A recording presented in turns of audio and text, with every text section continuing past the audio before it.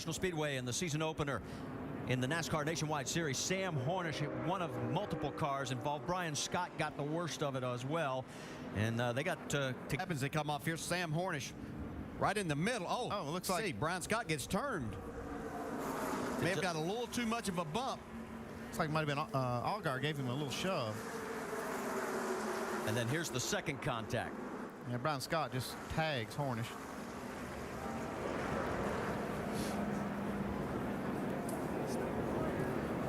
Yeah, you see, now we've talked about that these cars, the front and rear bumpers don't line up quite as well. You have to be careful with this bump drafting that a little bit too much of that, you'll get the nose up under and really lift the rear wheels off the ground. That's exactly what happened to Brian Scott. All right, let's go back and just listen.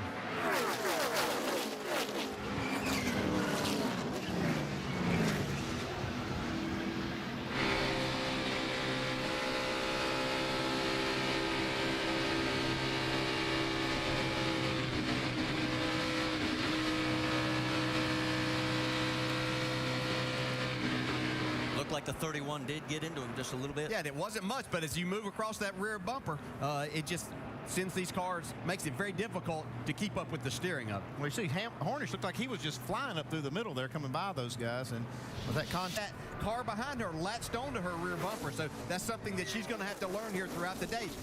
Trouble in turn 2. Several cars around. The 62 of Michael Annett.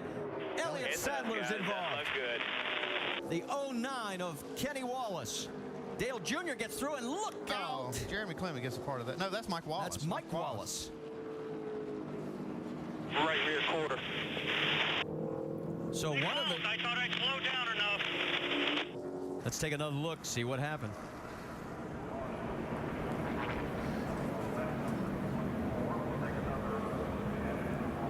Oh, you can see right there. Looks like Kenny Wallace got tagged.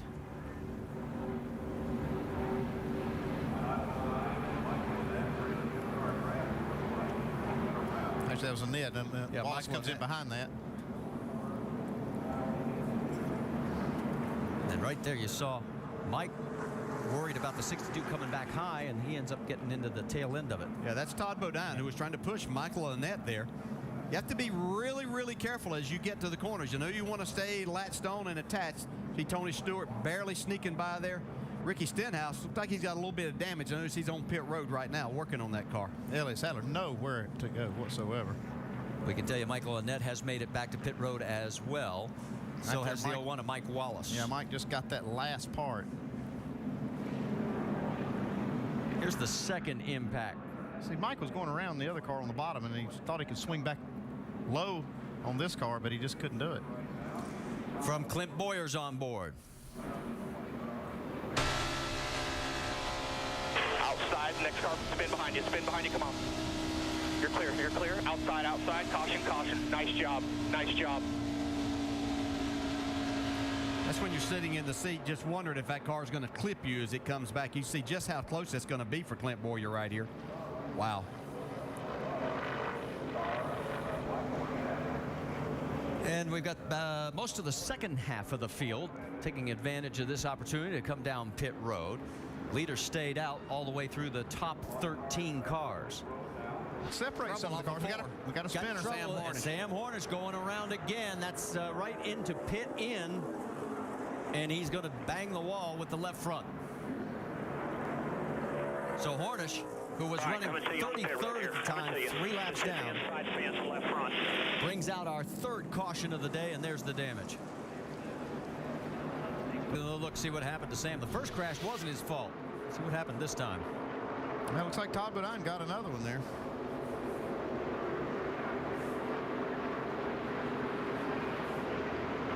At this point, it looked like he might be able to save it until right there. Yeah.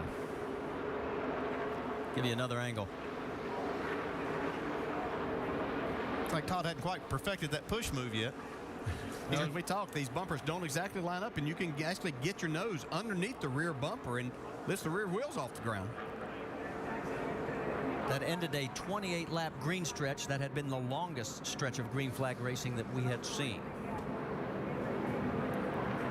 There's an opportunity now for these other cars to close up, and hopefully they've all perfected their little tandem drafting technique, and they can keep up with these leaders.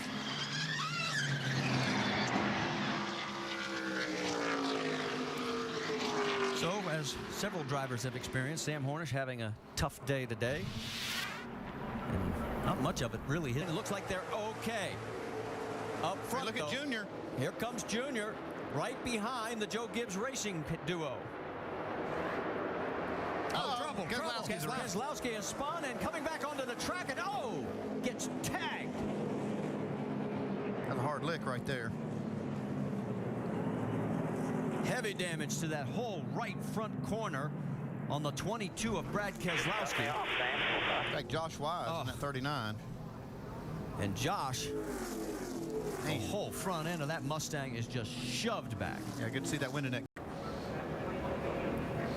I see a little jockeying by Landon Castle. Actually kind of made an abrupt move in front of Keslowski. We saw that on the back straightaway too. And then, wow, what a hard hit. Well, Josh Wise just nowhere to go and just piles in there. It looked like Todd Bodine ended up with some damage on the front of his car there. I believe that's who that was that came in and got into the back of Josh Wise then. From high above in the blimp. You're right, Landon did just come down a little too much.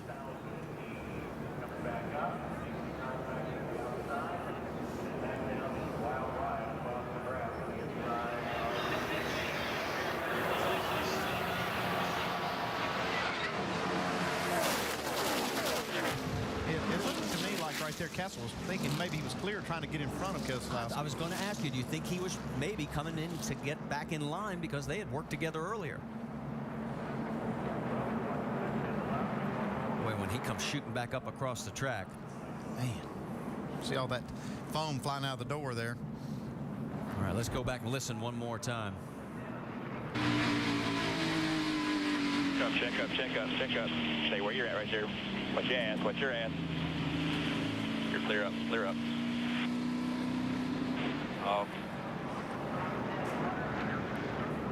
One more look.